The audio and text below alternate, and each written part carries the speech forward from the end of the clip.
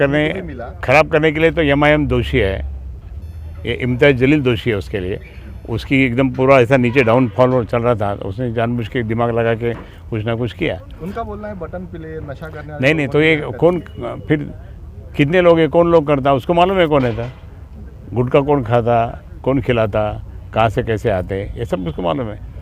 नशा का भी है, ये सब यहाँ जो चल रहा है ना, ये सब उनको मालूम है कौन कर रहे हैं। शुरू कर दिया और बोलता नहीं मैं तो मंदिर में बैठा हूँ, बाहर दंगे चालू है लेकिन मैं मंदिर संभाल रहा हूँ। अरे तू काय का मंदिर संभाल, तू नहीं तो दंगे का नहीं लगाया उधर।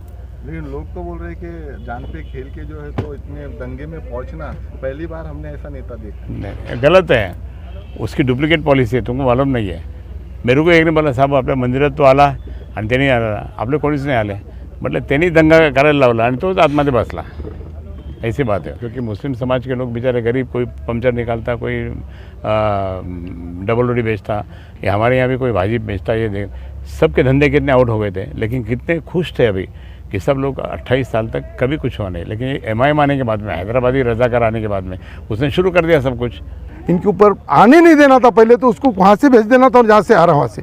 शहर का ऐसा वातावरण खराब और उसमें लेके आ रहे। अच्छा परमिशन थी क्या? बगैर परमिशन का पालक मंत्री साहब खुद उसके अंदर थे। अब पालक मंत्री साहब उसके अंदर रहेंगे तो लोगों का क्या है, फिर कैसा शहर चलेगा? सर क्या कहेंगे, कल एक महासभा होने वाली है महाआघाड़ी की तरफ से, महाविकास आघाड़ी की ये सभा कल होने जा रही है और सभी मराठवाड़े से सभी गांव-गांव के लोग आने वाले हैं। और ये आपने कल का चित्र देखेंगे ना तो माहौल एकदम बदल जाएगा। जो माहौल कुछ लोगों ने ख़राब किया था कुछ फसाद करके, लेकिन कल माहौल देखने के बाद में बोलेंगे कि नहीं महाविकास से आघाड़ी चाहिए, क्योंकि उसमें हिंदू भी है, मुस्लिम भी है, सिख भी है, ईसाई भी है, दलित बंधु भी है, सब लोग रहेंगे। और महाराष्ट्र में ऐसे ही वातावरण होना चाहिए पूर्वगामी, ऐसा लोगों का कहना है। तो इसलिए मैं हिंदुत्ववादी ज़रूर हूँ, लेकिन माननीय बाळासाहेब ठाकरे जी ने क्या बोला, हिंदुत्व हेच राष्ट्रीयत्व, पण कोणत्या धर्मावर अन्याय करायचा नहीं, कोणत्या धर्माला त्रास द्यायचा नहीं, ये बाळासाहेब की शिकवण हमको थी, इसलिए हम काम कर रहे हैं। महाविकास आघाड़ी जो है तो ये सभा जो ले रही है पूरे महाराष्ट्र में हर जगह, तो किसको मैसेज दे, क्या मैसेज? नहीं, जनता को ये बता रहे कि ये अभी की सरकार जो है, घटनाबाह्य सरकार, वो कितनी और कैसी तकलीफ दे रही, कैसे झगड़े लगा रहे, हिंदू मुस्लिम में झगड़े, दलित सवर्ण में झगड़े, ये कैसे लगा रहे, और वो कारण से माहौल सब खराब हो रहा है। आज कुछ तो भी है क्या, सरकार में कोई बैठे हुए दिख रहे कहीं? सब घूम रहे, इधर जा रहे, उधर जा रहे, ये इसमें जा रहे, उसमें जा रहे, ये कार्यक्रम में जा रहे हैं, लेकिन कोई मंत्रालय में बैठ के कोई लोगों की समस्या छूट रही। किसान आज मर रहा है, आत्महत्या कर रहा है, सुसाइड कितनी कर रहे हैं किसान, उसकी तरफ कोई ख्याल नहीं। आज गुड़ी पाड़वे के दिन वो देने वाले थे सीधा, वो भी मिला नहीं लोगों को, दिवाली को भी मिला नहीं, अभी रोजे को भी क्या देंगे मालूम नहीं। लेकिन ये सब ऐसा होने से लोगों को, कुछ लोगों की तरफ इनका ख्याल नहीं, कुछ लॉ एंड ऑर्डर पूरा बिगड़ रहा है, सब जगह दंगे फसाद के कारण हो रहे हैं ये सब, और इसलिए सरकार एकदम कुछ करती नहीं। इसलिए महाविकास आघाड़ी के सारे नेता, माननीय उद्धव जी ठाकरे साहब, माननीय अजीत दादा, उसके बाद में जयंतराव पाटिल, उसके बाद में अपने मराठवाड़े के सुपुत्र हमारे माजी मुख्यमंत्री चौहान साहब, अशोक चौहान साहब, नाना पटोले जी, और अपने बाला साहेब थोरात, इतने सारे लोग अपने ये भाषण में बोलने वाले हैं ये सरकार का काम क्या चल रहा है और उसके बाद में अपने को क्या करना चाहिए, कैसे अपन एक साथ होंगे, कैसे अपन महाविकास आघाड़ी कैसे आगे लगें। क्योंकि हमने ये तय किया है कि किसी भी हालत में नगर पालिका हो, नगर पंचायत हो, महापालिका हो, जिला परिषद हो, पंचायत समिति हो, लोकसभा, विधानसभा, सभी जगह महाविकास आघाड़ी के उम्मीदवार रहने वाले, बाकी वही आघाड़ी रहेगी, बाकी कुछ नहीं। पिछले कई दिनों से जो है तो अपने शहर के हालात जो है तो बहुत ख़राब चल रहे हैं और उसका नतीजा वो ख़राब करने के लिए तो MIM दोषी है, ये इम्तियाज़ जलील दोषी है उसके लिए। उसकी एकदम पूरा ऐसा नीचे डाउनफॉल चल रहा था, उसने जानबूझ के दिमाग लगा के कुछ ना कुछ किया। उनका बोलना है बटन प्ले नशा करने, नहीं तो ये कौन, फिर कितने लोग है, कौन लोग करता, उसको मालूम है कौन है था, गुटखा कौन खाता, कौन खिलाता, कहाँ से कैसे आते, ये सब उसको मालूम है। नशा का भी है, ये सब यहाँ जो चल रहा है ना, ये सब उनको मालूम है कौन कर रहे हैं। औरंगजेब में भी एक सभा हुई थी जिसमें बहुत भड़काऊ भाषण हुई, वो भी गलत हो गया। हमारी वही बात हुई है, वो भी गलत हुआ। अगर हमारी सरकार, मैं पालक मंत्री था 5 साल, कभी कुछ थोड़ा बहुत चुटुक मुटुक हुआ क्या? कुछ भी नहीं हुआ। सब इससे सब आराम से सब ठीक से माननीय बाला साहब ठाकरे के नेतृत्व में मनोज जोशी जी मुंडे साहब का राज था। 5 साल में पूरे महाराष्ट्र में कभी भी कुछ दंगे फसाद नहीं हुए, कुछ नहीं हुए। आपको ऐसा लगता है कि महाराष्ट्र में औरंगाबाद शहर में जैसे एमआईएम ने कदम रखा है तो जातिवाद बढ़ गया है, दो गुटों को बांटने का काम हुआ है? एमआईएम ने किया। मैं आपको बताता हूँ कि आप अगर देखेंगे, मैं पहला हिंदू एमएलए यहाँ से हुआ 1990 में। उस दिन से तो 28 साल तक ये शहर में, ज़िले में शांतितापूर्ण वातावरण रखा, क्योंकि मुस्लिम समाज के लोग बेचारे गरीब, कोई पंचर निकालता, कोई डबल रोटी बेचता, या हमारे यहाँ भी कोई भाजी बेचता, ये देख सबके धंधे कितने आउट हो गए थे, लेकिन कितने खुश थे अभी कि सब लोग 28 साल तक कभी कुछ हुआ नहीं। लेकिन ये एमआईएम आने के बाद में, हैदराबादी रजाकार आने के बाद में उसने शुरू कर दिया, सब कुछ शुरू कर दिया। और बोलता नहीं मैं तो मंदिर में बैठा हूँ, बाहर दंगे चालू है लेकिन मैं मंदिर संभाल रहा हूँ। अरे तू काय का मंदिर संभाल, तू नहीं तो दंगे का नहीं लगाया उधर। लेकिन लोग तो बोल रहे हैं कि जान पे खेल के जो है तो इतने दंगे में पहुंचना पहली बार हमने ऐसा नेता देखा। नहीं, गलत है, उसकी डुप्लिकेट पॉलिसी है, तुमको मालूम नाही आहे। मेरे को एक ने बोला साहेब आपल्या मंदिरात तो आला आणि त्यांनी आपले कोणीच नाही आले, म्हटलं त्यांनी दंगा करायला लावला आणि तोच आतमध्ये बसला, ऐसी बात आहे। सर, शहरातले जे इंटेलेक्च्युअल लोक आहेत आणि शहरातले विद्यार्थी असतील किंवा जे उद्योगपती आहे, उद्योगात काम करणारे लोक आहेत, एक भीतीचं वातावरण निर्माण झालं आहे, पॅनिक। त्यांनी यांना पण जाऊन भेटले होते, ज्यावेळेस उपोषणाला 17 दिवस बसले होते, इम्तियाज जलीलला जाऊन भेटले और इम्तियाज जलीलला त्या ठिकाणी सांगितलं भाई हमारे धंधे व्यापार कैसे रहेंगे, हमको यहाँ से जाना पड़ेगा अगर ये माहौल ऐसा खराब हो तो उन्होंने भी दिया था, सीपी को लेटर दिया था, गवर्नमेंट को लेटर दिया, लेकिन कुछ नहीं, कुछ हुआ नाही। खासदारकीचा अनुभव खूप मोठा आहे तुम्हाला, 28 वर्ष त्या ठिकाणी म्हणजे शहराच्या लोकांना तुमचं काय एक पालक माझ्या काळामध्ये एक तरी दंगा फसाद झाला का? बरोबर. सगळे हिंदू मुस्लिम सगळे त्या ठिकाणी आम्ही एकत्र राहायचो, एकत्रपणे त्या ठिकाणी यायचो, सगळे खुश होते, कधी काही कोणाला त्रास झाला नाही, कारण सगळेच काही श्रीमंत मुसलमानामध्ये सगळे आमच्या या साहेबासारखे श्रीमंत नाही, हे गरीब आहे, हे गरीब आहे, ते गरीब आहे। हिंदूमध्ये सुद्धा असे, काय वाटतं मग या गरिबांना न्याय कोण दिला? महाविकास आघाडीच्या वज्रमुठीमुळे एमआयएम आणि तुमचे विरोधक बीजेपींना पण जळफळाट झालाय का सर? प्रचंड, म्हणून तर ते होऊ नये म्हणून सगळे कुटाणे करायला लागले ते इथं, ही सभा होऊ नये म्हणून कुटाणे करायला। पण आम्ही आमचा मग लोक निघाले आता मराठवाड्यातून, काँग्रेस, राष्ट्रवादी। तुम्हाला सांगतो की अशोक चव्हाण साहेबांनी सांगितलं की 10,000 लोक माझे मोजून घ्या तुम्ही। तुमचे विरोधक एक आरोप तुमच्यावर सारखा लावतायत की खैरे साहेब आधी खूप हार्डकोर होते, आता खूप सॉफ्ट होत आहेत, नेमकं काय प्रकरण आहे सर? असं आहे ना, ज्याप्रमाणे सगळं माहोल जर चांगला होत असेल, मी प्रखर हिंदुत्ववादी होतो, मी खूप कुटाणे केले असतील, पण सगळं शांत झालं ना, शांत करून घेतलं ना, मग आता संपला मुद्दा, तो मुद्दा संपला। म्हणून आता सगळे त्या ठिकाणी बरोबर झाले की नाही, सगळे आपण सगळे भाईचारा, आज कोणाला दंगे फसाद नको, सगळ्यांचं त्या ठिकाणी रोजी रोटी, रोजगार हे ते सगळं पाहिजे असतं, तर ते जर तुम्ही दिलं नाही तर मग काय फायदा? मग कोण त्या ठिकाणी दंगे फसाद करून काय होणार? आता ह्या लोकांना 400 लोकांवर गुन्हा दाखल झाला, कोण असतील माहीत नाही, आता रोज पोलीसवाले त्यांना पकडतील, आत टाकतील, पकडतील, आत टाकतील, डिस्टर्ब होणार की नाही त्यांनी फॅमिली? मग हे सगळं त्या ठिकाणी जो असतो तो होऊ नये, शांततापूर्ण वातावरण जर निर्माण केलं, सौहार्दाचं वातावरण निर्माण केलं तर कधी काही होत नाही, सगळे एकत्र असतात। एक मेरा आखिरी सवाल है सर, ये 2024 इलेक्शन का आगाज यहाँ से हो रहा है, नहीं, ये सिर्फ बीजेपी को साफ करने वाले या एमआईएम को भी साफ करने वाले?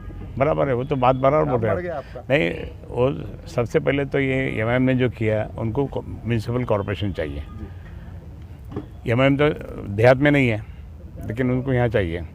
अच्छा, उनमें भी झगड़े बहुत है, बहुत आपस में दोनों के बड़े नेता के झगड़े भी बहुत हैं, लेकिन उसके बाद में फिर ये सब जितना भी है, हाँ, ये जितने भी चल रहे हैं यहाँ, तो उसमें ये बात ज़रूर है कि एमआईएम के कारण से दंगे फसाद हो रहे हैं, कि बीजेपी हिंदू और मुसलमानों में झगड़ा लगा रही है, दलित सवर्ण में झगड़ा लगा रही है, ये तो ओपनली दिख रहा है ना, वो उनकी ये सिद्ध करने के लिए, और ये महाविकास आघाड़ी को डिस्टर्ब करने के लिए। 2.5 साल में माननीय मुख्यमंत्री उद्धव जी थे, कितनी तकलीफ दी उन्होंने, कुछ तो भी आरोप करना, ये करना, वो करना, लेकिन उद्धव साहब डरे क्या? नहीं डरे, बिल्कुल खम क्या पद्धतीने काम किया उन्होंने। खासदार म्हणून पुन्हा तुम्ही ऐकायला भेटाल का उद्याच्या भाषणात? असं काही नाही, आता ते आमचं कसं असतं, ते उद्धव साहब डिक्लेअर करतात, ते आपण काही डिक्लेअर नहीं करत। सर, चलते तो रमज़ान का महीना चल रहा है, मुस्लिम नेता आपके साथ आ रहे हैं, मुस्लिम जनता भी महाविकास आघाड़ी के साथ आ रही है, तो इसका क्या तोहफा मिलने वाला है मुसलमानों को आपकी तरफ? कुछ नहीं, मैं उनके वहाँ शीरखुरमा खाने जाऊँगा। महाविकास आघाड़ी की एक बहुत बड़ी सभा होने वाली है, जोर शोर से तैयारी चालू है, क्या मैसेज है औरंगाबाद शहरवासी? आज जी आमची महाविकास आघाडीची उद्या 2 तारखेला आम्ही तिन्ही पक्ष मिळून आमची सगळी चांगली व्यवस्थित पूर्ण तयारी झालेली आहे. आमचे नेते आदरणीय अजितदादा ठाकरे साहेब, काँग्रेसचे सगळे उद्या मोठी आमची सभा होणारी आहे. आणि आज तुम्ही पाहत आहो की आमची सगळी चांगली तयारी तिघे मिळून आम्ही पूर्ण शहरामध्ये बॅनर पोस्टर जी बी आहे सगळं आम्ही महाविकास आघाडीतर्फे एक चांगली मीटिंग आणि ही एक ऐतिहासिक सभा होईल.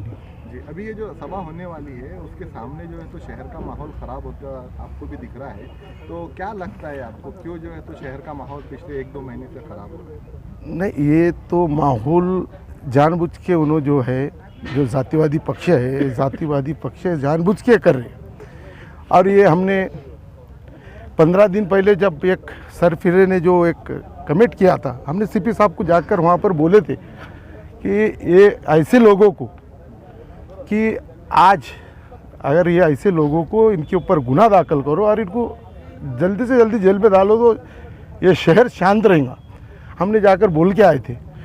उसी के बाद में भी एक सरफिरा रोज़ शहर के अंदर मोटरसाइकिल बुलेट पे जो घूमता था, हमने मालूमात लिए वो कौन था, कहाँ से आया था, किसने भेजा था, उसकी भी चौकसी होना चाहिए. कल हम अजित दादा को ये पूरा जो शहर में घड़ा हम इसकी पूरी जानकारी देने वाले और सीपी साहब को भी हम वहाँ पे बुलाएंगे. जो भी कल एक जो बच्चा मरा वो बच्चा उसके घर में था, वो कैसा उसको गोली लगी, कहाँ से गोली लगी, उसका भाई मैं कल 1:30-2 बजे मैं दवाखाने में मेरे को कुछ काम से गया था तो उसका भाई मिला और उसको पूछा मैंने कि भाई क्या हुआ, कहीं के लिए जब ये तो किसी को मालूम नहीं था. तो मगर रामनवमी थी तो मैंने भी कुछ बताया नहीं कि वहाँ पे कि बाहर की भाई वातावरण ख़राब होना, पर उसके भाई ने बताया मेरे को कि भाई ऐसा सा मेरा भाई सैरी करके नीचे आ रहा था. आने के बाद गेट के अंदर उसको गोली लगी और गेट कुफल तोड़ के उसको बाहर निकाले और हम दवाखाने में लेके गए. इसकी भी चौकसी होना चाहिए. और कल हमने निवेदन देंगे भी, दादा को हम पूरे बताएंगे भी. और कल एक मराठवाड़े के अंदर एक ऐसी ये सभा होने जा रही कि जातिवाद पक्ष के जो उन्हें सोच रहे भी नहीं होंगे कि उनका सोच ही है कि मुस्लिम अलग होना, हिंदू अलग होना और उनको फ़ायदा होना.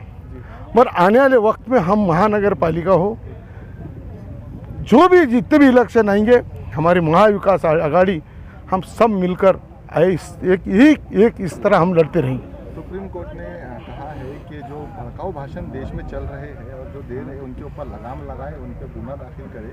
इस पर आपका क्या? देखो वो कोर्ट टी राजा जो आया था उसके ऊपर कितने गुने हैं, उन्होंने क्या क्या बोल कर गया, उसको परमिशन था क्या, उसके ऊपर गुना दाखिल हुआ क्या, उसको आने क्यों दिए, कौन लेकर आया, ये भी चौकसी होना चाहिए. अगर वो उन्होंने ऐसा भड़काऊ भाषण और उसके बाद में मुस्लिम के लेडीज़ के ऊपर ये जो लोगों को खतखत हो रही, तो लेडीज़ के ऊपर भी उन्होंने कई गुने ऐसा ये डाल के गया, ये ऐसे है वैसे है, ये ऐसे लोगों को शहर में आने क्यों दिए, इनके ऊपर आने नहीं देना था. पहले तो उसको वहाँ से भेज देना था और जहाँ से आ रहा वहाँ से. शहर का ऐसा वातावरण खराब और उसमें लेके आ रहे. अच्छा परमिशन थी क्या? बगैर परमिशन का पालक मंत्री साहब खुद उसके अंदर थे. अब पालक मंत्री साहब उसके अंदर रहेंगे तो लोगों का क्या है, फिर कैसा शहर चलेगा?